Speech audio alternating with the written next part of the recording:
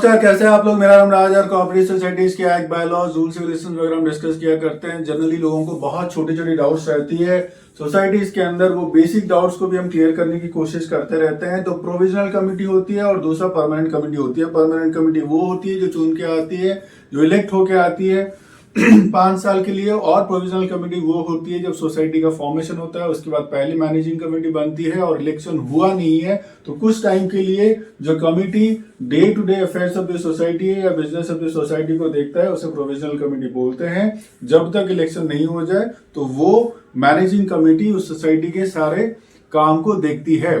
तो जनरली ये provisional committee जो होती है वो 1 साल के लिए होती है, या फिर जब तक इलेक्शन होके सोसाइटी की नई मैनेजिंग कमेटी नहीं हो जाए, हैंड ओवर टेक ओवर नहीं हो जाए, तब तक वो प्रोविजनल कमेटी रहती है। तो प्रोविजनल कमेटी की पावर्स क्या कम होती है जो परमानेंट मैनेजिंग कमेटी चुन के आने वाली है। तो ये अक्सर डाउट्स रहते हैं, ये द्वंद्व रहता है लोगों में। तो ऐसा बिल्कुल नहीं है। प्रोविजनल कमेटी के पास में भी उतने ही सारे पावर्स है जो एक्चुअल जो इलेक्टेड मैनेजिंग कमेटी के पास में पावर है।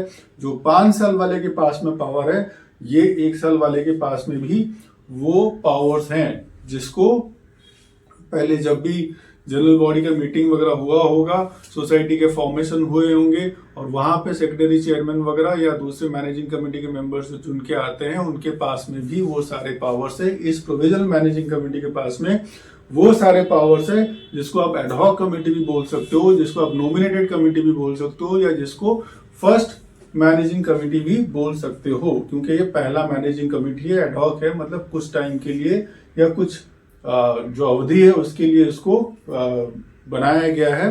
या फिर आप उसे जैसे नॉमिनेटेड बोल सकते हो, क्योंकि सोसाइटी के जो मेंबर्स जो जब सोसाइटी का फॉर्मेशन हो रहा है उन लोगों ने मिलकर नॉमिनेट किया हुआ है मीटिंग में, उसको इसलिए नॉमिनेटेड कमेटी भी बोल सकते हो। तो प्रोविजनल, एडहॉक, फर्स्ट या फिर नॉमिनेटेड आप बोल सकते हो।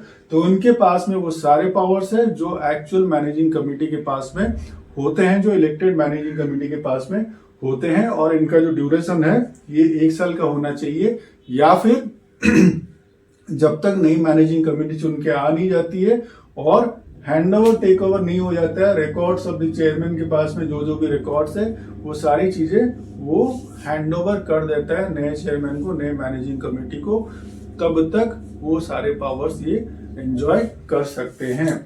तो बहुत बेसिक डाउट्स था, ये आज हमने डिस्कस करने की कोशिश की। ऐसे ही कोऑपरेटिव सोसाइटीज के एक्ट बाय लॉज के अलग अलग प्रोविजंस को जानने के लिए आप साथ में जुड़े रहिए। आप सबका बहुत सारा धन्यवाद।